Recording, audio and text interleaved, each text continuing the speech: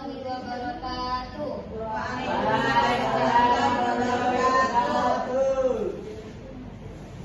Yang terhormat Bapak Abdullah Rasyidi MPDI selaku dosen pengampu mata kuliah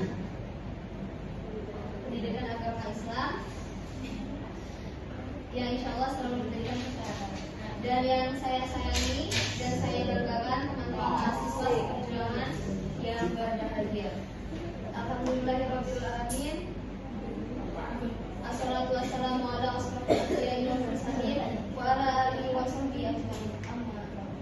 Pertama-tama marilah kita panjatkan puji syukur atas kehadirat Allah Subhanahu wa taala yang telah melimpahkan beribu-ribu nikmat sehingga kita dapat terkumpul di kelas yang penuh berkah ini. Salawat beriring salam tak lupa kita sanjungkan kepada junjungan kita, yakni Nabi besar Nabi Muhammad yang telah membawa kita dari zaman kegelapan menuju zaman yang terang benderang seperti saat ini, dan semoga kita mendapatkan syafaatnya kelak di yaumil akhir. Amin ya Allah. Baik, di sini kami dari kelompok 2 akan mempresentasikan mengenai materi peran akhlak, pemahaman, keimanan, dan akhlak. Saya selaku moderator yang bertugas akan membantu jalannya diskusi ini. Sebelumnya saya akan memperkenalkan rekan-rekan saya dulu. Di sini ada presentator pertama, yakni Eka Aprianti, dan presentator kedua ada Dewi Jamilah. Untuk susunan acaranya sendiri, yang pertama pembukaan, penyajian materi, sesi tanya jawab, dan penutup. Untuk mempersingkat waktu, marilah kita buka acara ini dengan mengucap lafaz basmalah. Bismillahirrahmanirrahim. Lanjut meningkat acara selanjutnya, yakni penyajian materi kepada presentator pertama, dipersilakan. Baik, izin mempresentasikan peran akhlak, pemahaman, keimanan, dan akhlak.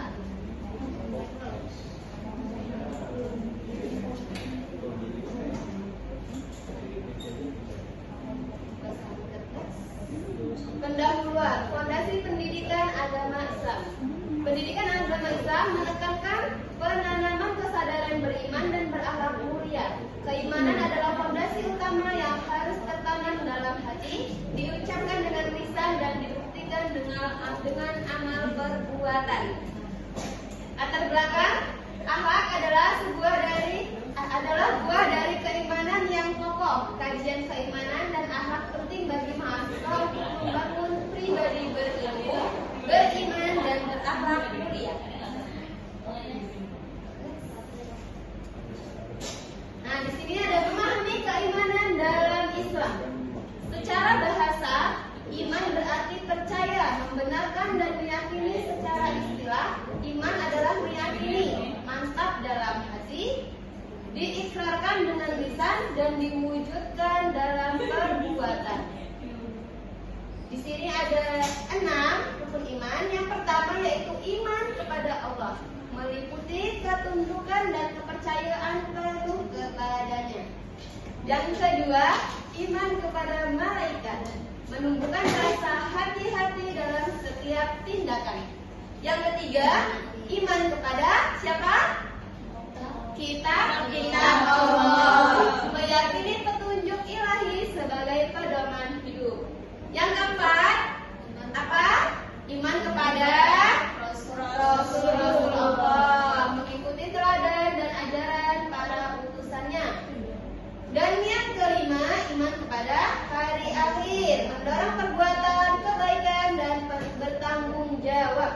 Dan yang terakhir yaitu iman kepada qada dan qadar, menerima takdir dengan sabar dan tawakal.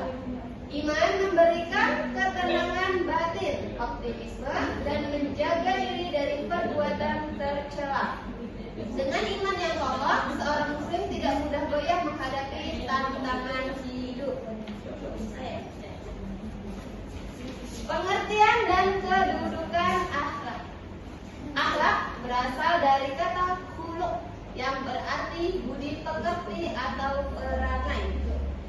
Menurut Imam Al-Ghazali, akhlak adalah sifat yang tertanam dalam jiwa yang yang darinya timbul perbuatan dengan mudah tanpa pemikiran. Akhlak kepada Allah yaitu beribadah, bersyukur, sabar, dan tawakal. Akhlak kepada manusia, jujur, amanah, menghormati, saling tolong menolong. Dan akhlak kepada lingkungan yaitu menjaga alam, tidak merusak, memanfaatkan sesuatu kebutuhan. Sedangkan akhlak adalah tujuan utama diutusnya Nabi Muhammad SAW dan bagian tak terpisahkan dari iman. Sesungguhnya orang mukmin yang paling sempurna imannya adalah yang paling baik akhlaknya. Hadis riwayat Tirmidzi. Oke, baik, selanjutnya akan dilanjutkan oleh peserta kedua pada Belinda. Silakan.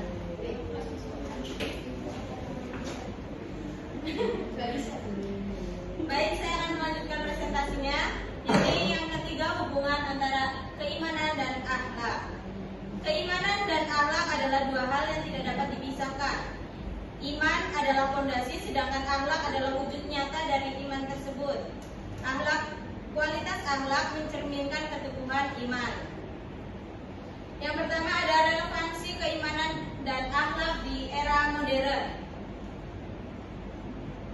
Rasulullah adalah teladan utama dalam akhlak mulia sebagai firman Allah Quran surat Al-Ahzab ayat 33. Contoh relevansi keimanan dan akhlak di era modern, yang pertama dalam keluarga, yang kedua dalam masyarakat, dan yang ketiga sebagai pemimpin, seperti berperilaku jujur, adil, dan bijaksana. Lanjut, dampak negatif lemahnya iman dan akhlak adalah individu yang lemah imannya cenderung terjerumus pada dosa dan mudah putus asa. Lemahnya akhlak melahirkan perilaku menyimpang seperti korupsi, tawuran, dan penyalahgunaan teknologi.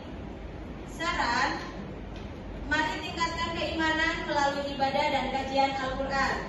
Kedua, praktikan akhlak mulia di kampus, keluarga, serta masyarakat.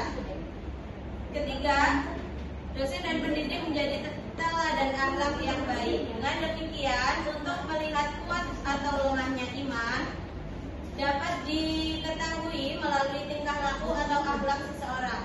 Karena tingkah laku tersebut merupakan perwujudan dari iman seseorang.